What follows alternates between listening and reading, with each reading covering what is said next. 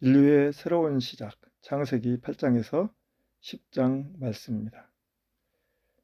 창세기 8장을 보면 땅이 회복이 됩니다.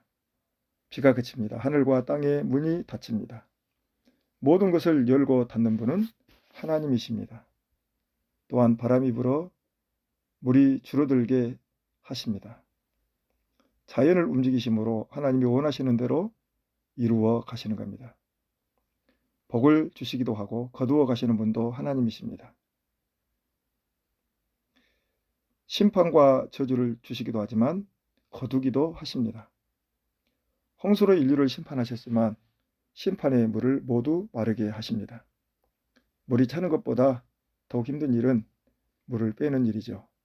그런데 하나님이 무엇이든지 어렵지 않습니다. 불가능이 없습니다. 하나님께서 심판의 물을 다 거두시는 겁니다. 13절까지 물이 줄어들었다는 말이 벌써 8번에 걸쳐서 나오고 있습니다. 축복도 저주도 모든 것 하나님의 주권에 달려 있습니다. 이렇게 하나님은 주시기도 하시고 거두기도 하십니다. 회복하게도 하시는 분이 하나님이십니다. 잊게도 하십니다.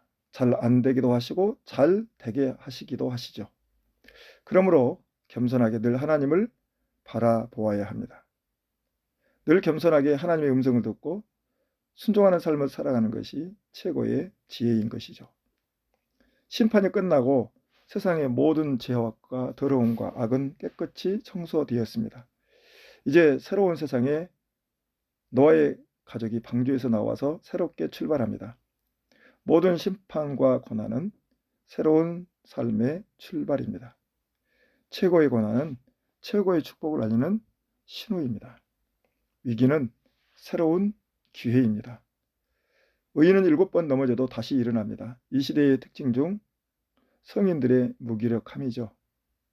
우리나라 10대, 20대 자살률 OECD 국가 중 1위라고 합니다. 성인들도 청년들도 청소년들도 모두 힘든 삶을 살아갑니다. 이때 새로운 시작의 전환이 필요합니다. 하나님의 음성을 듣고 하나님께 돌아가야 합니다. 말씀의 부흥, 기도의 부흥이 일어나야 합니다. 말씀과 기도의 신앙으로 얼마든지 모든 것을 이기고 해결하고 승리하는 삶을 살아갈 수가 있습니다. 노아가 땅에 물이 말랐는지 이제 방주에서 나가서 살 수 있는지를 확인합니다. 먼저 까마귀를 보냈더니 그냥 돌아오죠. 다음에 비둘기를 보냅니다. 그랬더니 새 잎사귀가 있는 감람나무 잎을 물고 왔습니다. 감람나무는 이스라엘에 흔하게 있는 올리브 나무입니다. 새 잎사귀는 금방 나온 것입니다. 희망의 상징입니다. 하나님의 은혜와 사랑으로 1년 동안 방주에 있다 나온 후 이 땅에 새롭게 살아갈 수 있는 희망을 주시는 것입니다.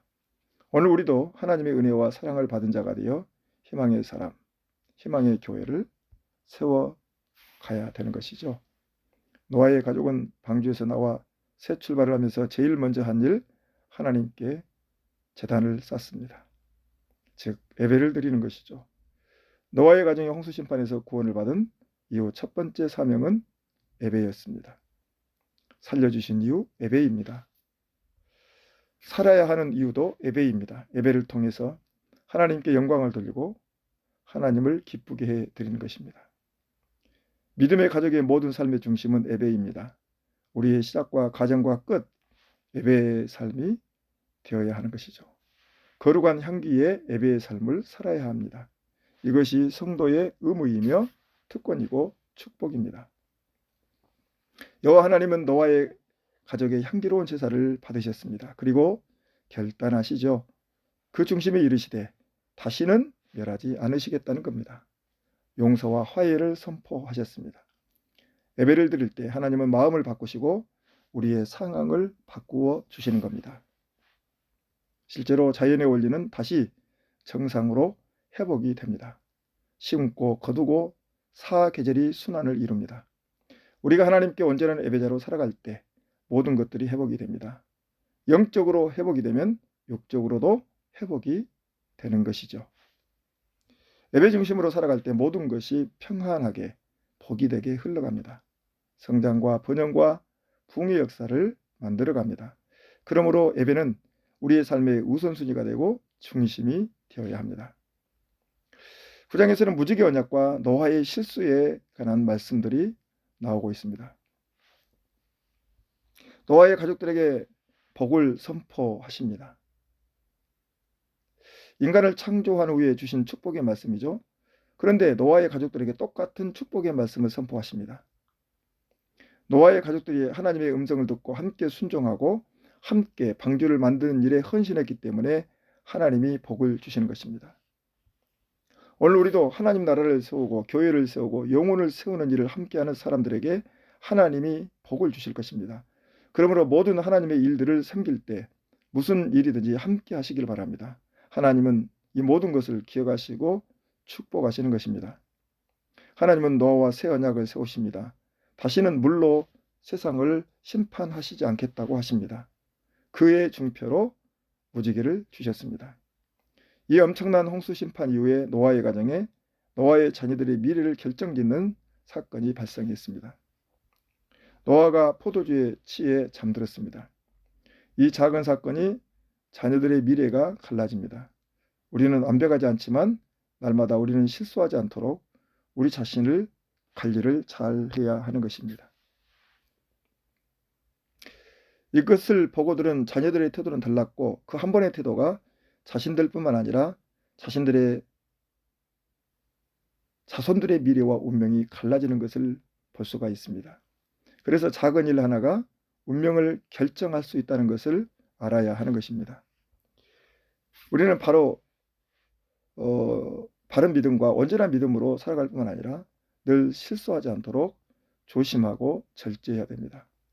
항상 우리는 진리로 무장함으로 믿음의 태도로 사랑의 태도로 겸손한 태도로 이해와 용서의 태도로 나아가는 것이 지혜입니다.